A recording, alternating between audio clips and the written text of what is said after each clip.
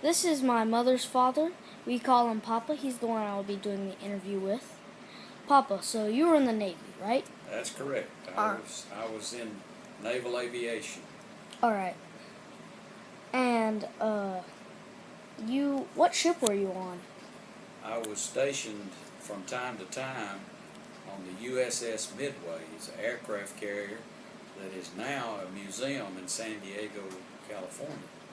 And I flew in a McDonnell Douglas Skyraider. And it was a radar plane, and we were the eyes in the sky for the aircraft carrier. Okay. And, how was it on the aircraft carrier? Like, Well, the aircraft carrier was, the compartments were pretty confined. You didn't have very much space to live in, but we spent most of our time working, either flying or working on the aircraft to get them repaired to ready to fly again. alright. So, what was the Cold War like? Well, the Cold War was a period in history when I was a young man, even a teenager, when the Soviet Union and the free world, United States, Great Britain, France, so on and so forth, were not actively fighting each other, but were manipulating each other out of a fear motive by adding to their arms inventory.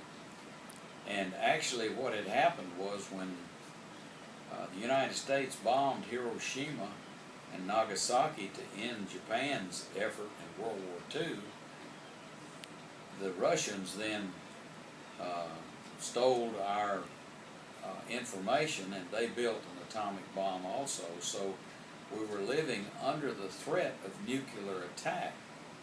And that I can remember in school that our instructions were that if a nuclear attack happened, we were to get under the desk, like that was really going to help something. But at any rate, one of the things that kind of brought all of that to a head was the Bay of Pigs, which was an incident in Cuba when Fidel Castro had taken over Cuba and become the dictator, the communist dictator.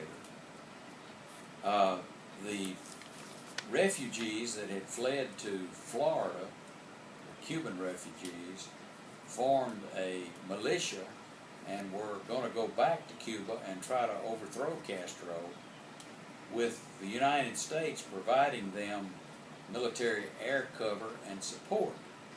And the young president, John Fitzgerald Kennedy, became nervous about the invasion, and as the invasion was taking place, he withdrew the air power or the air support for the Cuban militiamen, and the Castro's army then just slaughtered all of them and put a bunch of them in prison. And then that led to another instance where the Russians put missiles in Cuba, and we found out about it. They had nuclear warheads on them.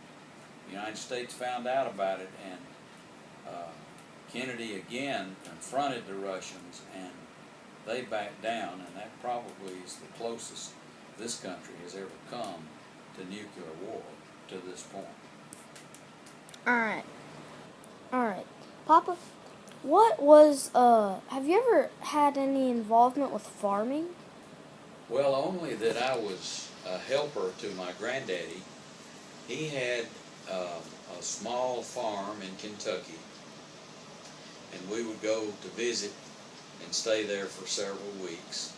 And after the tobacco plants, he would raise tobacco for what was called a cash crop. In other words, he would sell the tobacco for cash. After the tobacco had been planted in the field, of course, with time it would grow, and I would go out in the field with him and help pick the tobacco worms off of the leaves. And then after the plants had matured, we would take the tobacco leaves and stick them over a long stick, one after another, until we'd filled a long, long stick up. And then we'd take those sticks and hang them in the barn to dry. All right. And then, Good. they would, the tobacco people would come by and grade the tobacco and sell it. He would sell it to them, and that's where he got his cash to operate. All right. Hey guys, this is the end of my presentation. Thank you to my papa, and thank you for listening.